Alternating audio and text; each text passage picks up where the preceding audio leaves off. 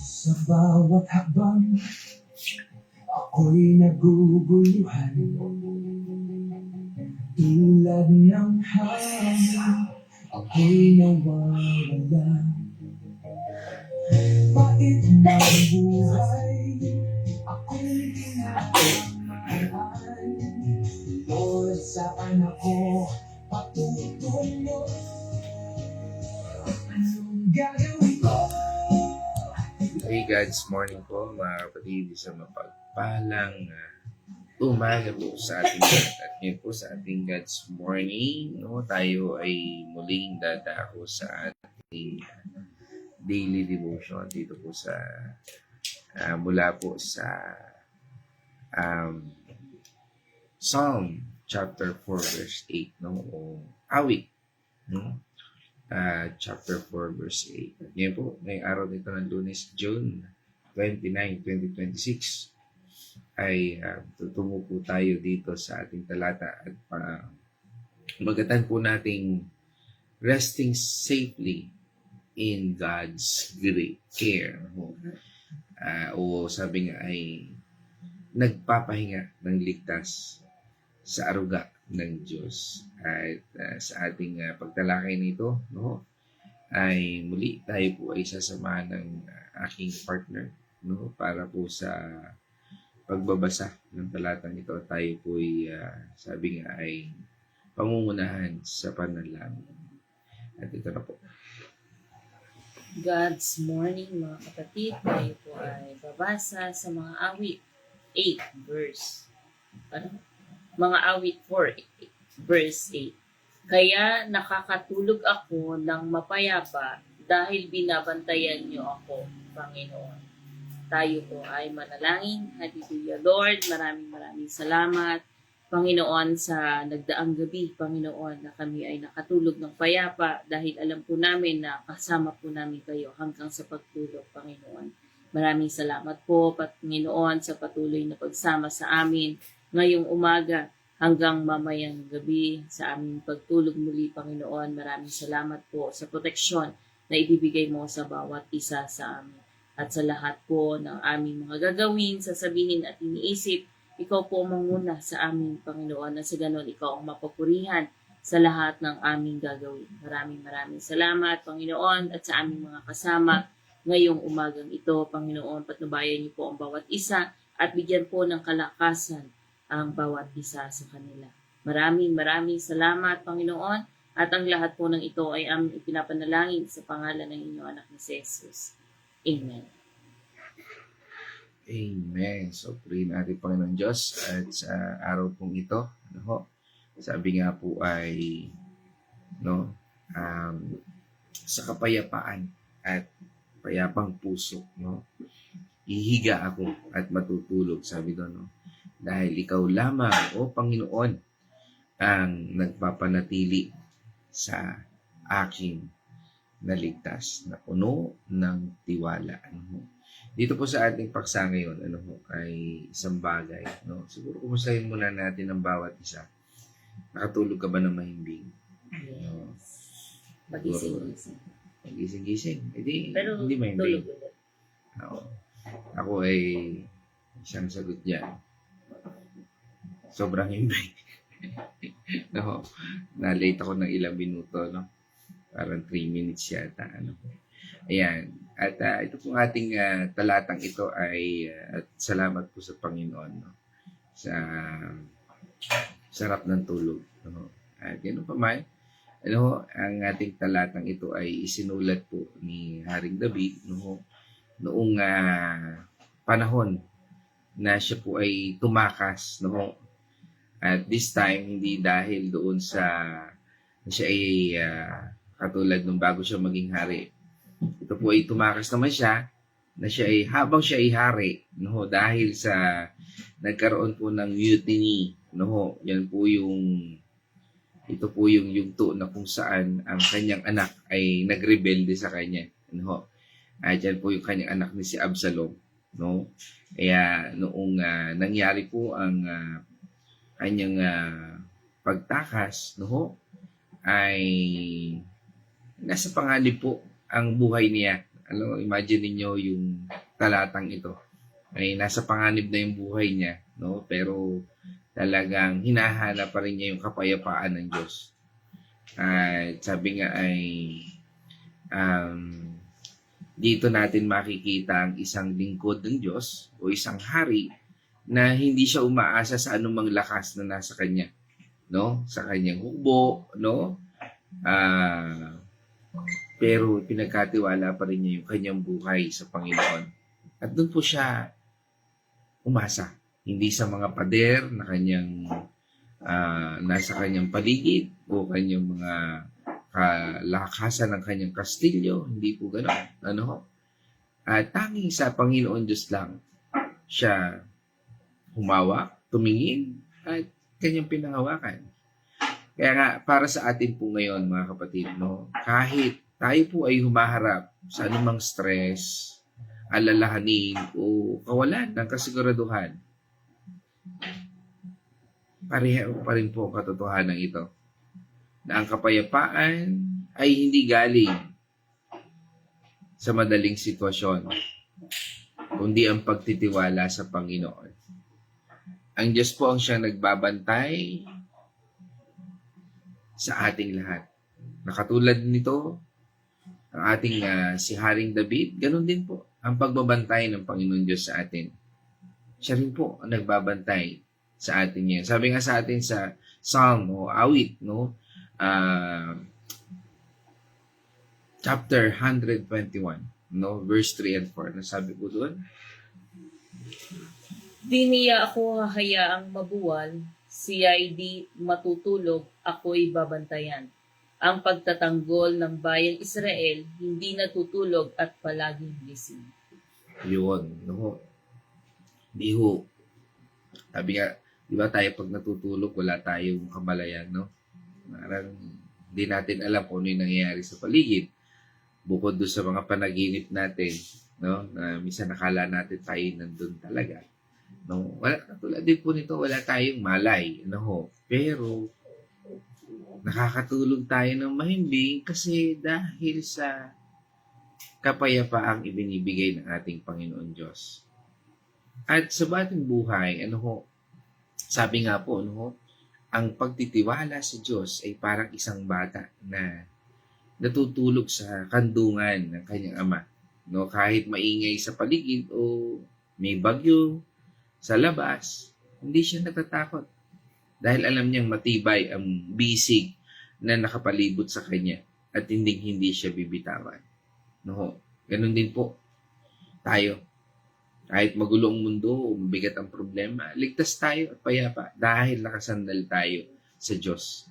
Hindi sa natutulog at laging, sabi nga, nagmamahal. Siya po ang kumakanlong sa atin anuman ang ating kinalalagyan sa buhay. Kung alam natin at pinagkakatiwala natin ang lahat sa Panginoon, magbibigay po ito sa atin ng tunay na kapayapaan. Kaya nga, dito natin makikita yung mga attitude. Paano nga ba ang attitude natin sa tuwing tayo dumaranas ng problema, kawalan, mga bagay sa buhay natin. Diyan natin makikita kung ano ang relasyon na meron tayo sa Panginoon Diyos. Na kahit na may panganib, pangamba, nananatili tayo sa Panginoon. Dahil ang tunay po na kapayapaan ay hindi ang kawalan ng bagyo, kundi ang pagkakaroon ng kapanatagan sa gitna nito. Dahil naniniwala tayo, umaasa tayo, at sabi nga ay parang sumasandal tayo, sumasandig tayo sa Diyos. Kaya nga, hindi po natin kailangang hawakan ng lahat ng bagay na hindi naman natin talaga kayang lahat. Paubaya po natin sa Diyos ang kontrol. Siya po ang mas magaling magpatakbo ng buhay kaysa sa sarili lamang nating kaalaman at lakas. Dahil ang pinakamatibay na pader na makapag-iingat sa ating lahat ay hindi gawa sa simento, kundi ang pagmamahal at kapangyarihan ng ating Panginoon. Dito po, tinuturuan tayo ng Panginoon na baguhin natin ang ating mga pag-aalala patungo sa tunay na kapayapaan. Yung bang ugali nating laging balisa at hindi makapagpahinga dahil sa dami ng ating iniisip. No? Parang minadaling araw ka na, ang iniisip mo pa rin ay bakit tumaas ang Meralco. Ano ho? O bakit malaki ang Meralco ngayon? Mainit eh. Sarap mag-aircon. Yun. Ho. Sa madalit sabi, mga mahal ko kapatid sa Panginoon, no? Alisin po natin yung laging balisa. No? Natuto po tayo na magkaroon ng kapayapaan sa ating paligid. Dahil nasa ating Panginoon Diyos ang tunay na kapayapaan na nananahan na sa buhay natin. Kaya kahit may problema, tandaan po natin, kung tayo ay laging nagtitiwala sa Panginoon, ano man ang problema, may kapayapaan pa rin sa puso natin. Hindi ibig sabihin nito na ipagwalang bahala lang natin yung mga problema. Hindi ho. Hindi hayaan natin yung kontrol ng Diyos na may pagtitiwala sa Kanya. Kumilos tayo na may pagtatiwala, hindi pag-aalala. Dito, tinuturoan din po tayo ng Panginoon na mula sa pag-asa sa sarili, na lagi tayong ako po, na laging akala natin kaya natin solusyonan lahat, o pwedeng solusyonan tayo o tulungan ng ibang tao, o yung nakadepende na lang tayo sa ibang tao, patungo sa pag-asa sa ating Panginoon Diyos lamang. Dahil tandaan po natin, ang tao ay laging limitado. Darating ang panahon, ipakikita ng Panginoon Diyos na limitado lang ang tao. Yung pagtitiwala po natin sa pera, trabaho, o ibang tao, o sariling lakas na panandalian lamang. From the word itself, panandalian lang yan. Balik po natin ang tiwala ng buong puso sa ating Panginoon Diyos. Kaya nga, ang sinasabi ni Haring David, ikaw lamang o Panginoon. Siya lang ang tunay na sandigan. Alisin na rin po natin yung takot sa isip, sa puso. Patungo sa kapanatagan. Magkaroon po tayo ng kapanatagan sa ating buhay. Yung po bang takot na sa kinabukasan, sa panganib, o sa pag-iisa? Yan yung mga takot, mga sabi nga yung depression, anxiety, no? Magkaroon po tayo ng lakas ng loob na makapagpahinga at kumilos ng walang pangamba dahil alam natin siya ay gising na nagbabantay sa atin palagi. Kaya nga minsan, yan po yung takot na yung mga unanswered prayer, yung pinagpe-pray ko yan, dumami ang iyong pera. Laging ganyan ang tao eh. Pag dumami na yung pera ko, gagawin ko ito, gagawin ko yan. And everything, you centered your life to money, not to God. Sabi nga sa atin, di ba, ng 1 Timothy 6 verse 10, for the love of money is the root of all evil. Sabi nga, sa umpisa lang yan masaya. Pero kung ikaw ay nananandigan sa Panginoon, nako, apakasarap ng iyong tulog. May kasamang bonus pa. Hindi ko na sasabihin. In-action ko na lang. Ano? Bakit? Masarap po kasi ang nasa piling ng Panginoon. No? Masarap po ang presensya ng Panginoon. Kaya nga, mga mahal mga kapatid sa Panginoon, dito po sa ating paksangil, sa Psalm chapter 4, verse 8, no? Dahil ang tunay po na kapayapaan ay nagbibigay ng pahinga sa ating mga puso. Ito po ay katiwasayan sa ating mga puso na ating buhay. Kahit minsan napapagod tayo o mabigat po ang ating mga kailangang isipin o harapin, kaya pong pakalmahin ng ating Panginoon Diyos ang ating mga puso.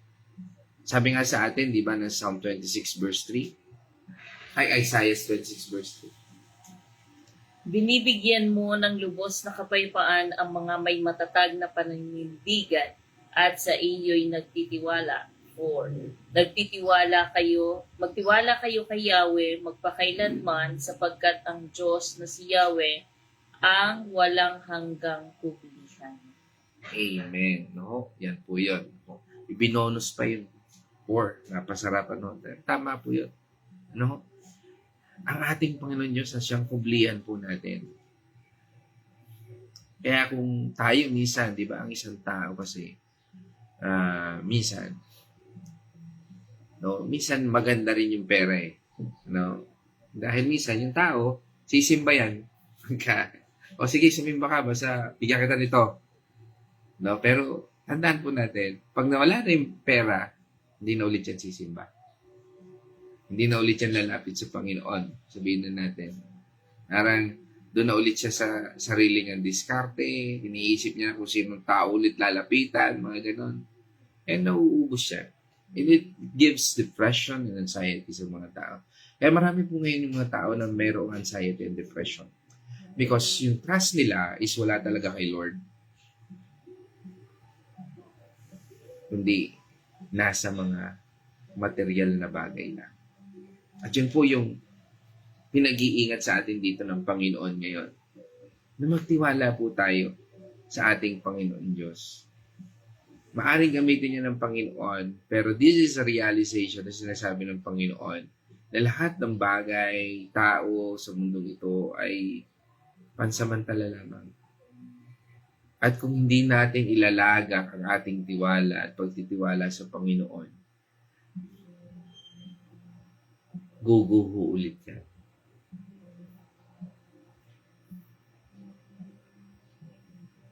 Kaya sabi ng Panginoon, di ba? Matthew 11 verse 28. Ano po sabi niya doon? Lumapit kayo sa akin kayong lahat na nahihirapan at nabibigatang lubha sa inyong pasanin at kayo'y bibigyan ko ng kapahingahan. Amen. No? Tayo po'y lumapit sa Kanya. No? Kung tayo'y nabibigatan, sa Kanya po natin ilagak. No? Sa ating Panginoon. At sa ating paglagak sa Kanya, ay bigay po natin yung pagtitiwala. Nakalulungkot lang sa tao, nagtitiwala lang siya kapag nandyan na yung mga material things sa buhay niya. Again, ang Diyos, hindi niya tinitingnan yung attendance mo. Ang tinitingnan niya is yung puso mo. Talaga bang siya ay nasa puso natin? Kaya nga po ang kapayapaan na sinasabi rito ng Panginoon ay ang pananahan ng Diyos sa mismong puso natin. Yan po yung pahinga na walang takot. Yung nakakapagpahinga po tayo na wala tayong pangamba. Bakit? Dahil sabi nga po ni Gary B, hindi natutulog ang Diyos. No, hindi po natutulog ang Diyos. At dito, dahil hindi natutulog ang Diyos, nakatulog po si Haring David, di ba? Katulog siya ng payapa dahil alam niyang hindi natutulog ang Diyos. Di ba sa buhay natin, baka may bagsak at ito, ganito, ganyan.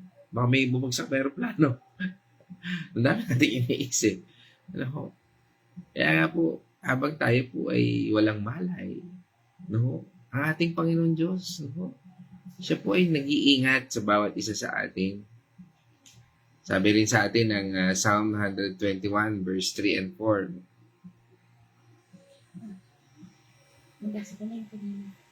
Isaiah sa kasi pinababasa ko sa iyo. 121 verse 3 and 4. 121 verse 3 and 4. Di niya ako hahayaang mabuwal, di siya matutulog, ako'y babantayan. 4. Ang tagapagtanggol ng bayang Israel hindi matutulog natutulog at palaging gising. Yan. No? Yan. At sa buhay natin po, no, napakahalaga po noon na magkaroon po tayo ng kapanatagan dahil ang Diyos ay siya ang nagbabantay po sa atin. Ulitin ko po, siya ang nagbabantay sa atin. Sabi nga, we are the apple of His eye. No, ibig sabihin, ganun siya kung tumitig sa atin. Para bang yung isang batang natutulog, di ba, yung bagong panganak, di ba yung magulang niya, titig na titig sa kanyang anak. Ganun po ang Diyos sa atin. Ganun niya tayo tinititigan. Ganun niya tayo binabantayan. Kaya nga po, sa buhay natin, mahalaga po na magtiwala tayo sa Kanya. Sabi rin po sa atin sa Proverbs chapter 3 verse 24 o Kawikaan chapter 3 verse 24. Sa lahat ng iyong lakad, wala kang aalalahanin at ang lahat ng pagtulog mo ay masarap at mahimbing. Yung, di ba? Masarap na pagtulog. No? Dito rin po pinapakita, tinuturo sa atin ng Panginoon na ang kaligtasan ay galing lamang sa Kanya. Sa Kanya lang po. Walang ibang kaligtasan. At napakahalaga po ng salita ng sinabi doon ng Panginoon na binasa kanina, sa Kanya lamang. Wala nang iba. Hindi sapat po ang tao o bagay. Kapag ang Diyos ang kasama, doon lang po tunay na panatag ang buhay. Dahil alam niyo ho, ang tao, malimit, no, sa tao, napapako ang kanyang salita. Pero ang Diyos, hindi. Sinabi niya. No matter what. Pero ang tao, pwedeng masunog ang salita niya. At kapag, sabi nga, ang buhay natin, no, ay ilalagak natin sa Panginoon, hindi ka po mabibigo. Sabi nga sa atin ng Psalm 62 verse 7,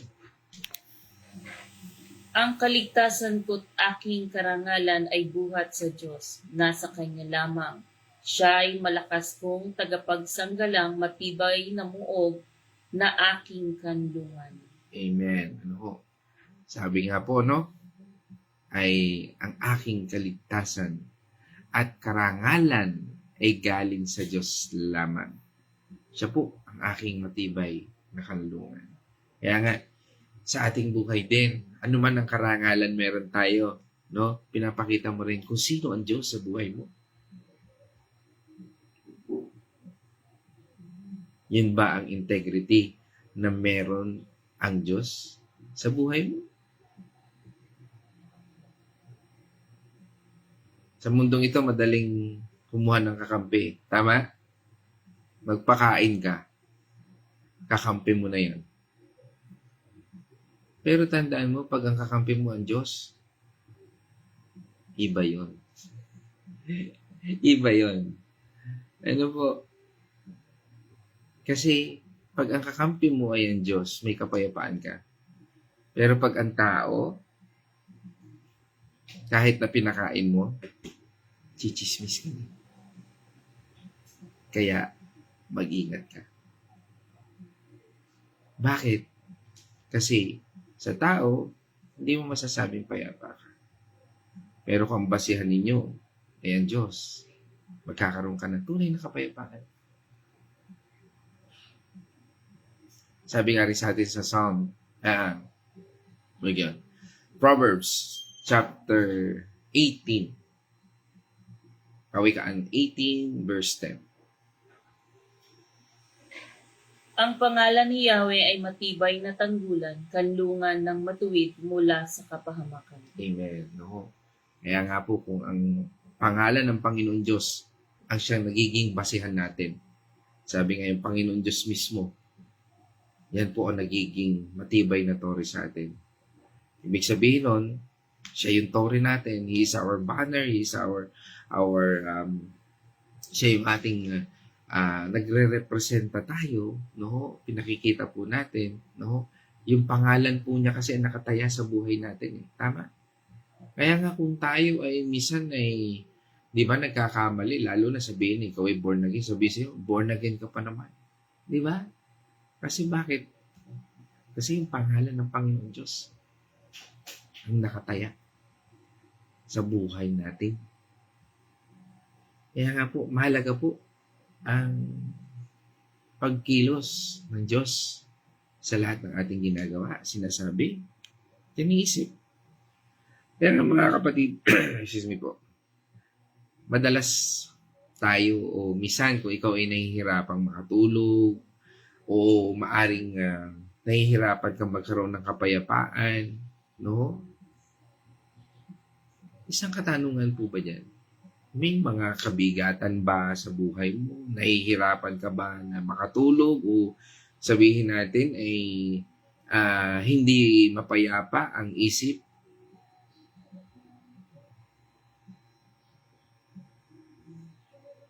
Mga kapatid, mayroon tayong Panginoon Diyos na pwede tayong maging bata na natutulog sa kanyang kandungan.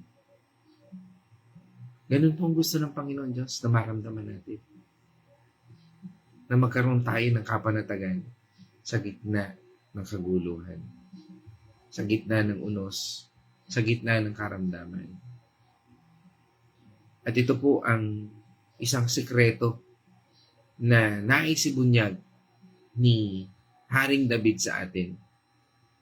Ito yung sikreto na magkaroon tayo ng tunay na kapayapaan.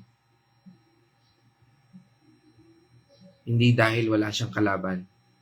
At sa yugtong ito, sabi nga, di ba? Siya'y tinutugis ng kanyang anak. Grabe yun, no? Kung yung kanyang anak naghuda sa kanya, mapagkakatiwalaan pa rin ba niya yung mga tao na nasa paligid niya? There's a possibility na maghudas pa rin sa kanya. Pero, kakaiba ito. Andun pa rin yung kanyang kapayapaan at kapanatagan. Dahil kilala niya yung Diyos na kanyang sinasandigan. Alam niya na ang Diyos ang siyang mag-iingat sa kanya. Kaya po, hayaan po nating baguhin ang ating Panginoon Diyos sa ating mga puso at pananaw. Sabi nga po dito sa ating talata, ikaw lamang o Panginoon. Ibig sabihin, wala nang iba pa. Kaya makapagpapahinga po tayo, makakakilos ng may tiwala dahil tayo ay ligtas sa kanyang pag-aaruga. Bigay po natin ng lahat ng alalahanin sa Lord bago tayo magpapahinga o simulan ng araw. Kaya nga po pag may mga taong nakakausap tayo, huwag nyo kagad po paniwalaan yan. Unless God tells you. Para hindi ka ma-disappoint. Dahil ang tao, madalas sumisira yan sa kanyang pangako. Pero ang Diyos, hindi. Magtiwala lang po tayo sa ating Panginoon Diyos. Hindi sa sariling lakas o kakayahan. Piliin po natin ang payapang puso sa pananalangin, kahit gaano kakaabala, kahit gaano kakabisi, no? Minsan nga, mas busy ka pa sa mas busy ka pa sa hari, no? Kasi yung hari may panahon sa Lord, pero minsan ikaw, busy ka kasi. Wala kang panahon kay Lord. Kaya nga mga kapatid, sa akin po pagtatapos, no? Ang katotohanan ay malinaw. Hindi natin kailangang pasanin ang lahat ng bigat ng mag-isa.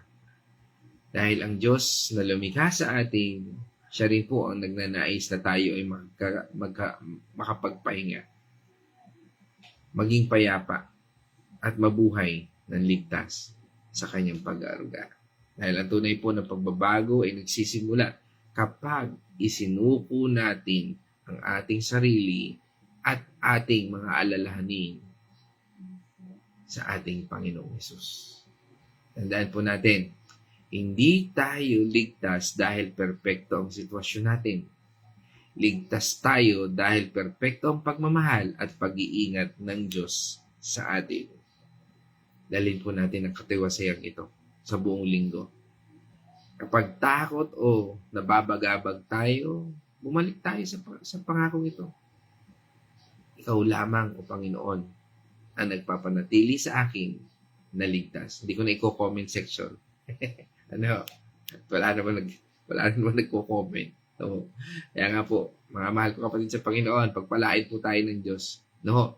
At magkaroon po tayo ng kapayapaan ng puso at masaganang buhay habang nakasandal tayo sa ating Panginoon Diyos.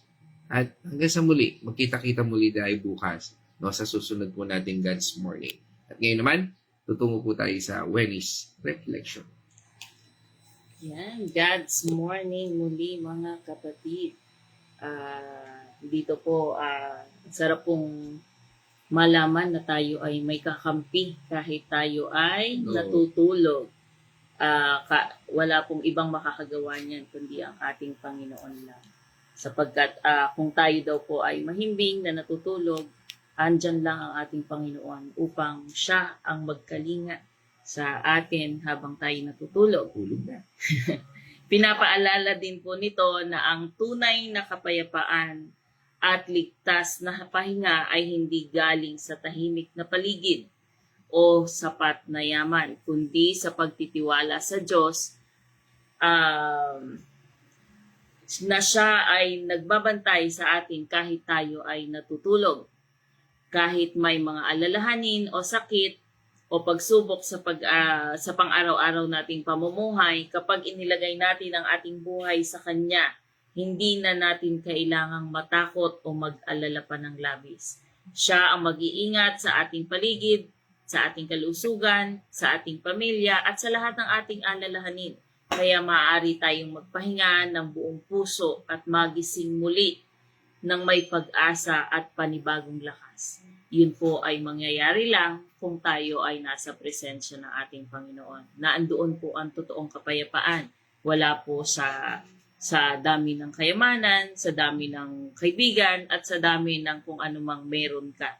Ang kapayapaan po ay nasa ating Panginoon lamang. Kaya kung di po ba minsan kapag tayo ay labis na nag-aalala, labis tayong natatakot, kapag tayo ay nagdadasal, after po nating magdasal, after natin makipag-usap sa ating Panginoon, after natin i-surrender lahat ng ating mga alalahanin, ang gaan po ng pakiramdam. Parang hindi tayo dumanas sa pagsubok na ating kinakaharap sapagkat alam natin na tayo ay kasama ng ating Panginoon. Sabi nga po doon sa footprint of the Son, kung maalala niyo po na masyado siya nag-aalala, nagkinukwento niya sa ating Panginoon, pero after noon, 4 na footprint yung naglalakad sa buhanginan, pero habang nagkukwento siya sa Panginoon, nagiging 2 na lang. Kaya akala noong tao ay iniwan na siya ng Panginoon. Akala niya sarili niyang bakasyon. Hindi niya alam bakasyon ng ating Panginoon sapagkat buhat-buhat tayo ng ating Panginoon. Doon po gumagaan ang ating mga suliranin sa mga bagay na yun.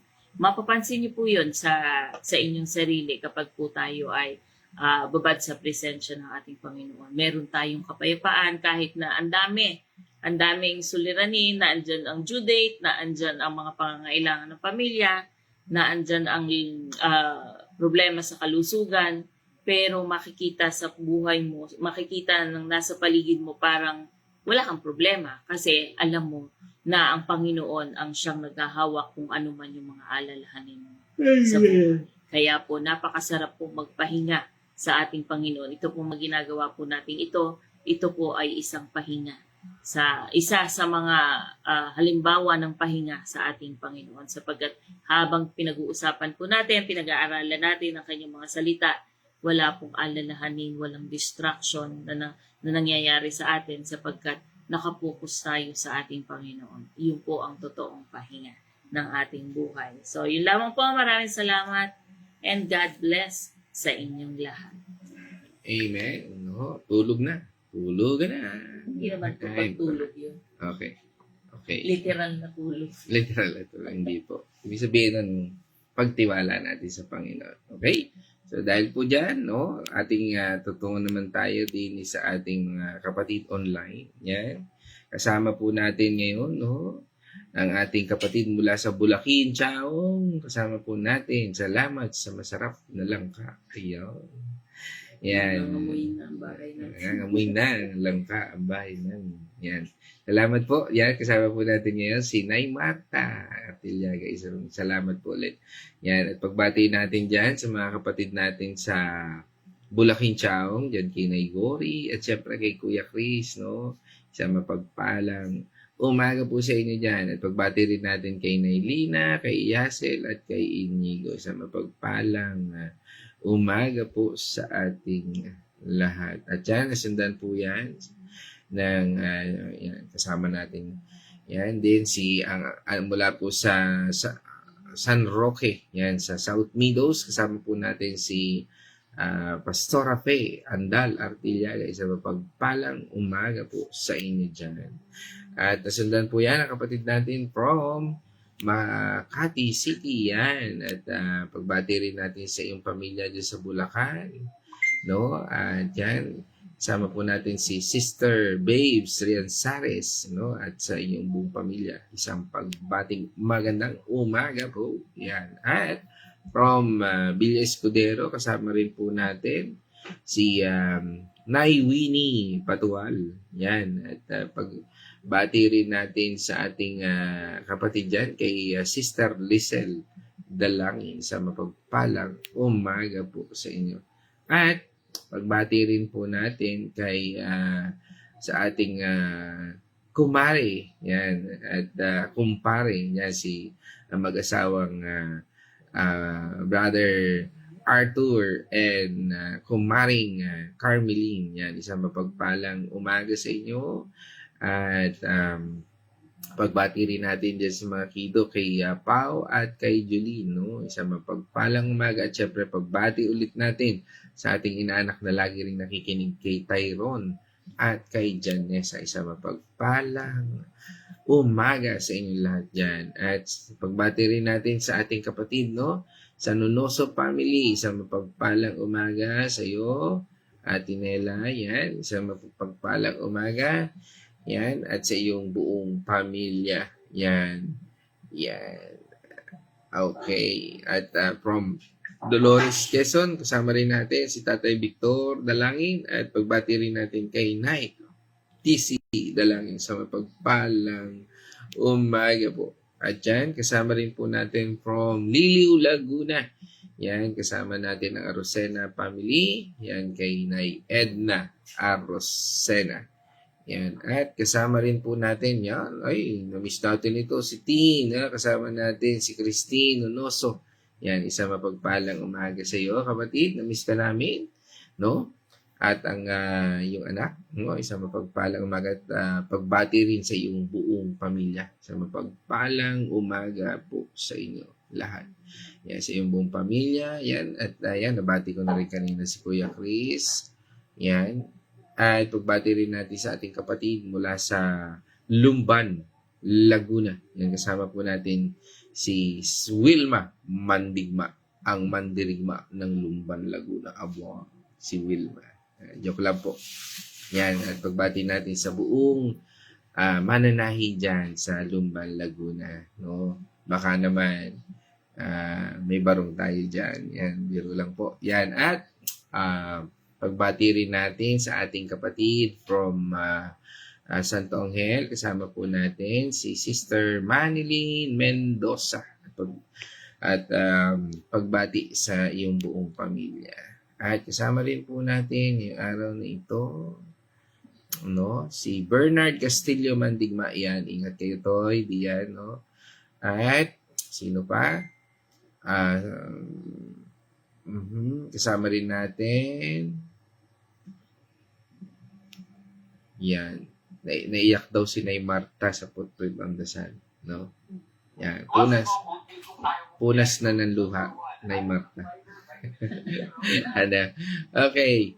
At pagbati rin po natin sa ating kapatid, no? Simula po sa Washington, no? Yan. Dahil malikot ang kamay sa kasi cellphone, yan. Yung, tunog ulit. Yan. Yan. Pagbati natin sa ating kapatid from Washington na shuttle, no? USA. Kasama po natin ang Daw family. Isang mapagpalang umaga sa iyo. Lagi natin kasama yan. Si Nurse Abigail Daw. At that's all, mga kapatid. Tayo po ay nawa tayo na pagpala ng salita ng Panginoon. At nawa ay tayo po ay patuloy na matutoy na magpasakop sa ating Panginoon Diyos. At tayo po ay magtatapos na. At dahil yan tayo po ay manalangin. Let's all pray. Maraming Diyos na makapangyarihan, salamat po sa araw na ito. At sa oras na ito na patuloy mong binibigyan kami ng pagkakataon, Panginoon, na makapagbahagi at matuto, mag-aral na yung salita. Salamat po, Panginoon, dahil tunay na ikaw ang nagbibigay sa amin ng lakas at tunay na kapayapaan. At sa iyo, Panginoon, kami ay makakaranas ng kapahingahan, ang tunay na kapahingahan at kapanatagan sa iyong presensya lamang. Kaya, Panginoon, salamat po. Alisin mo po sa amin ang pusong umaasa lamang sa mga material, sa mga tao na nasa aming paligid. At pagkus, Panginoon, Lord, turuan mo kami na sa iyo lamang manindigan at umasa. Kaya salamat, Panginoon, sa lahat ng ito. Sa iyo pong papuri, pasasalamat, at patuloy, Panginoon, na aming pagsamba. Kaya, Panginoon, salamat sa mga kapatid namin na narito ngayon, Lord, at ngayon din, Panginoon, sa aming mga kapatid na manunood ng replay na ito. Lord, naniniwala at nagtitiwala po kami na sa iyong kapayapaan, sa iyong buhay, O Lord, patuloy niyo po kami, Panginoon, na gagabayan. At sa lahat ng ito, naniniwala po kami sa kagalingan, probisyon, at patuloy na pagkakaloob ng mga kailangan namin, anuman ang mga bagay na ito sa aming buhay. Kaya Panginoon, sa lahat ng ito, sa iyo po papuri, pasalamat at pagsamba na tanging pangalan ng Ama, ng Anak, at ng Banal na Espiritu. At in this we pray, in Jesus' name, Amen and Amen. Mga kapatid, let us shout, the shout of victory. Christ has died. Christ has died. Christ has risen. Christ has risen. Christ will come again. Christ will come again. And together, we are for Christ again. God's morning, everyone. Ikaw bahala, Lord Jesus.